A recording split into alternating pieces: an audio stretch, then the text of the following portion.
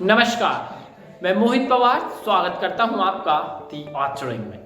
देश के 5 राज्यों में विधानसभा चुनाव का ऐलान चुनाव आयोग द्वारा जनवरी 2020 में ही कर दिया गया था। इन राज्यों में 7 चरणों में मतदान होना था और जिसमें सोमवार 14 फरवरी को दूसरे चरण में यूपी के 9 जिलों की 55 विधानसभा सीटों पर और उत्तराखंड और गोवा की सभी यानी उत्तराखंड की 70 और गोवा की 40 विधानसभा सीटों पर मतदान हुआ। सोमवार को हुए दूसरे चरण के मतदान में उत्तर प्रदेश में कुल 61.06% मतदान दर्ज किया गया।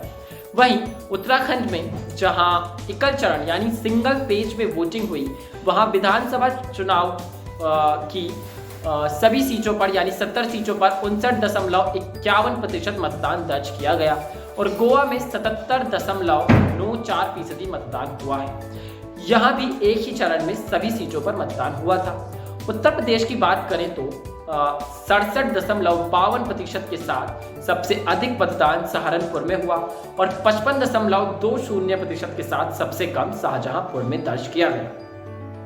यूपी के अमरोहा जिले में 66.15%, बरेली में 58.82%, बिजनौर में 62.11%, बदायूं में 56.83%, मुरादाबाद में 64.56%, रामपुर में 62.31% और संभल में 56.88% मतदान दर्ज किया गया है।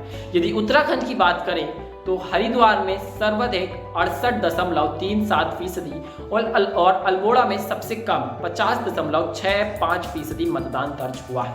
वहीं बागेश्वर में 57.83%, चमोली में 59.28%, चंपावत में 56.97%, देहरादून में 52.93%, नैनीताल में 63.12%, पौड़ी गढ़वाल में 51.93%, पिथौरागढ़ में 57.49%, रुद्रप्रयाग में 60.36%, टिहरी गढ़वाल में 52.66%, उधम सिंह नगर में 65.13% और उत्तरकाशी जिले में 65.55% मतदान दर्ज किया गया है।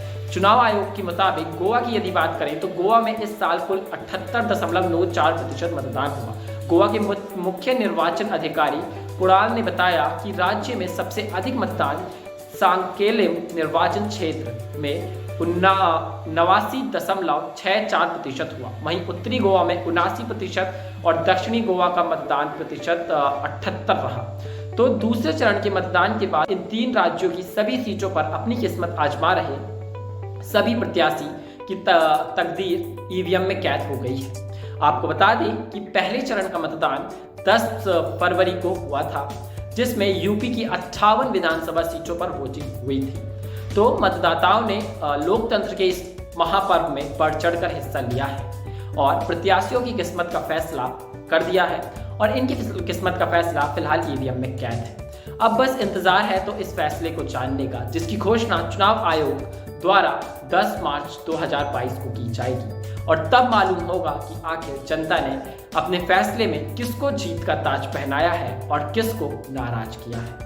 तो फिलहाल के लिए बस इतना ही। मुझे दीजिए इजाजत, फिर हाजिर होंगे एक नई खबर के साथ। तब तक के लिए आप सुरक्षित रहिए, स्वस्थ रहिए और जुड़े रहिए दी आर्चरिंग के साथ। धन्यवाद।